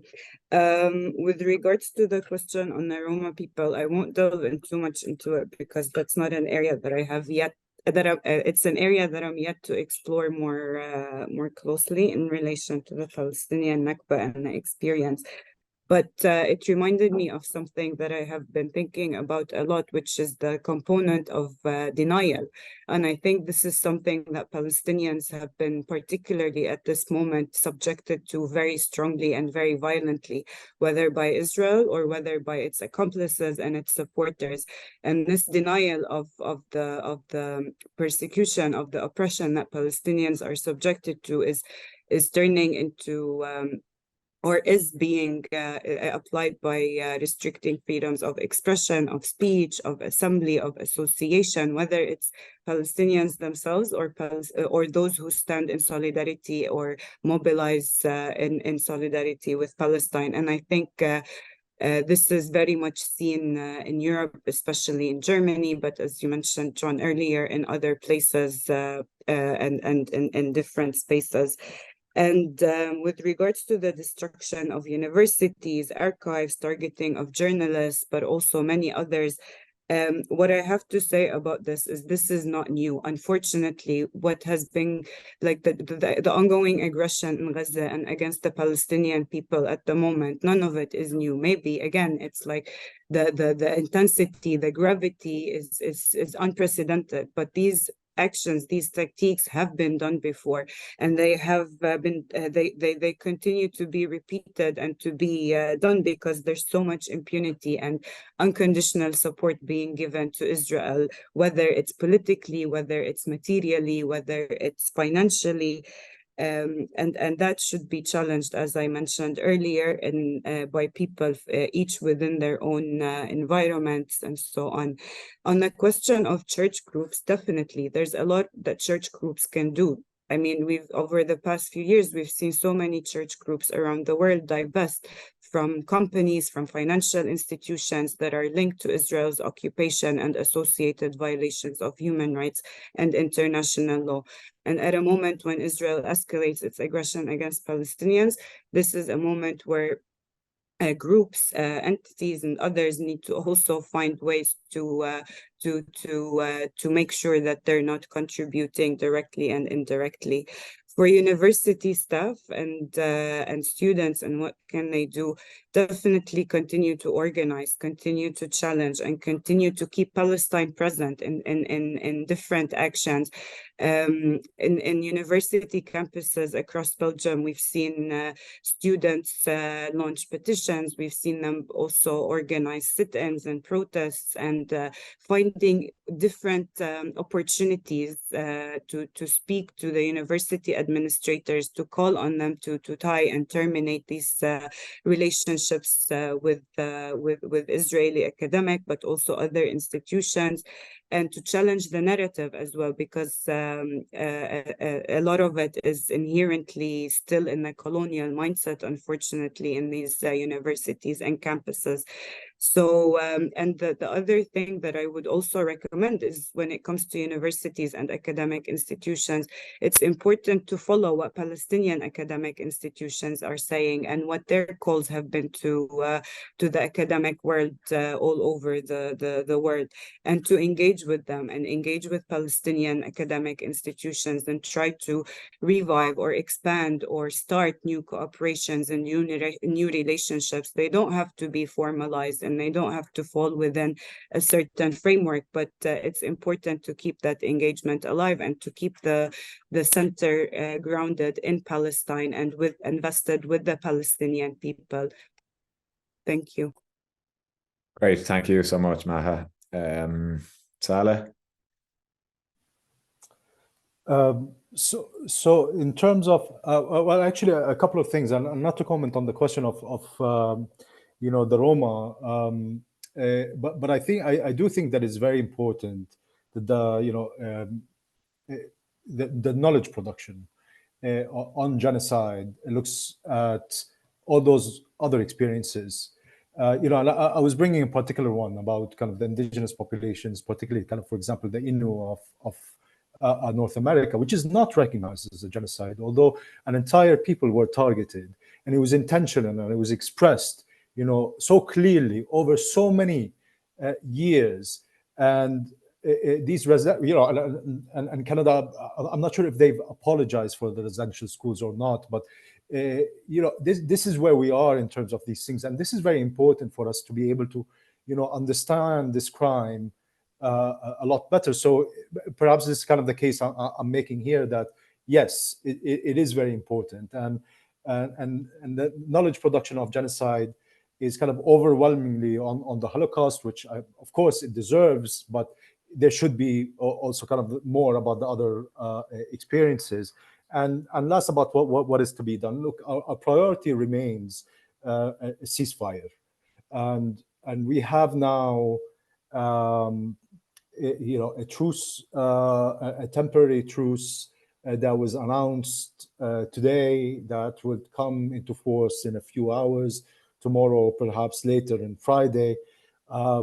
This is partly because of the outrage and solidarity with Palestine that we've seen, all over the world. I think it was forced on the U.S.-Israel axis, and we should now make sure that that we have a longer ceasefire, and also the lifting of Israel's then slow genocide of a siege that has been in place since 2006 and 2007. And Israel has vowed to later resume its bombing, and that's why now we're calling for an escalation of BDS pressure, including sit-ins and strategic disruptions of Western hegemonic systems, and that arms, of course, and funds and shields Israel from accountability. I think one of the most crucial, and Maha has kind of pointed to the military embargo and the arms trade. Part of what we're doing is looking at transit states, and I think this is very relevant to Ireland, and perhaps we have people in the audience that are there in other countries, and this is where US and other weapons stop on the way to Israel, and Ireland could be one, and the government should be asked about whether it is a transit state or not. It should be asked by the parliament that should give a clear answer about whether it was a transit state for US weapons that were going to Israel. And of course, if it is right now a transit state for weapons that are going to Israel, and if so, basically it should not be. And if the government doesn't listen, I think the people should take the action, including the unions and others, not to allow Ireland to be a transit state. This is I think, very, very important. The other things I would say, in terms of escalating BDS and the boycott, we have ongoing campaigns on AXA, the French insurance companies, so universities and others could check if any of these institutions are contracting AXA for insurance, and if so, end it. We have an ongoing campaign on Hewlett Packard, HP, to boycott, and here you can find also perhaps a lot of institutions, including, this is in addition to a kind of the academic boycott of Israel. I'm speaking about, the companies that are complicit in Israeli crimes, which you could also find in academic institutions. So insurance, HP is as company, and then we heard good news from Ireland a few days ago about O'Neill's. I think it's a sportswear shop that has decided not to hold Puma, which is a sports brand, in its shops. This was great. Puma, the sportswear company, is complicit in Israeli crimes by funding, including Israeli settler football teams and illegal settlements, for example, and Jerusalem March, and so on. You can check more information about it in our website. And so, escalating also the boycott campaign against Puma could be, and there are others. But I want to return, and I think churches here can play a very important role. Churches in the US and elsewhere have divested from Israel and Israeli institutions, which has played a very important role. There's a role in terms of the narrative and the discourse and the framing of the situation in Palestine, as it should be. And African churches have been instrumental in this. The African Council of Churches, led by the South African Council of Churches, have brought a resolution to the World Council of Churches last year in describing Israel as an apartheid state. That was stopped by the Germans. There was a whole story behind that. You can check it out, the World Council of Churches. But they do play a very important role here in terms of the boycott, in terms of the sanctions. But let me bring it back to the ceasefire. What we need is now action to ensure that the slaughter of people and that siege that is cutting food, electricity, water, fuel from Gaza is no longer that. We need a ceasefire, and we need the lifting of the siege. This is our priority right now, and we need everybody's help and mobilization to make sure that happens. Thank you. Okay, thanks so much, Saleh, and I'll come to Shane. Darcy now for the final word. Just to mention, Maha just sent a link there that might be of interest for people who are also thinking about this in terms of investments, divestments, pension funds, and so on. It's the Don't Buy Into Occupation Coalition, so don't buy into occupation.org, and has a lot of information there about financial relationships between businesses involved in illegal settlement enterprises and their connections with European financial institutions. So if people are interested, that's don't buy into occupation.org. Okay, so it's over to you, Shane, for the final word. Yeah, so just, I mean, again, really good questions, but attacks on journalists, attacks on the universities, I mean, clearly against international humanitarian laws, no question about that, and those acts would constitute war crimes. But I think the purpose of them is attacks on the truth and attacks on the future. The attacks on journalists that we've seen, so many journalists killed, not just in Gaza, but as Maha said, this is ongoing. Shireen Abu Akleh in the past year or so, and 2 journalists killed in southern Lebanon as well, directly attacked by Israeli forces and killed. And it's about the information war that is ongoing as well. The humanitarian pause that Saleh referred to, I saw a report yesterday that US administration officials were concerned about a humanitarian pause because it would allow journalists to access the territory and reveal the extent of the destruction that's taking place. So this is part, I think, of a campaign to target journalists, which, as I said, is an attack on the truth of what's taking place. And then the attacks on universities, to me, really demonstrate that it's not solely about Hamas's military or political capabilities, but it's about the future of Palestinians in Gaza. And it's really heartbreaking, some of the footage you see of massive university buildings being completely leveled with no military justification whatsoever. And I think, again, that's an attack on the future. Yeah, very well put. Okay, so thanks very much to all 3 of you. Thank you to the audience for all the questions. We had around 150 people for most of the session. We still have close to 100 with us now. So thank you so much for staying with us for the full 2 hours. That's impressive stamina at this time of the evening, and especially thanks to Saleh, who's in a later time zone than the rest of us. And so I'll hand back over to Amina now, I think, just to wrap it up. But thanks again. Thanks very much, John. So before we finish up, I'd like to thank our audience for joining us this evening, and thanks for the extensive questions, for what proved to be a very informative panel discussion on this really important question and situation. So thanks so much to our speakers, to Maha Abdallah, Shane Darcy, and Saleh Hijazi for their generous contribution in terms of their knowledge and their time to this event. We sincerely appreciate it, and you've given us a lot to take on board going forward. Thank you very much to the event organisers, particularly to MUSI, the Maynooth University Social Sciences Institute, to Professor Linda Connolly, the Director of MUSI, and also to Anne Hamilton-Black, who has been instrumental in putting this event together. So thank you so much, Anne.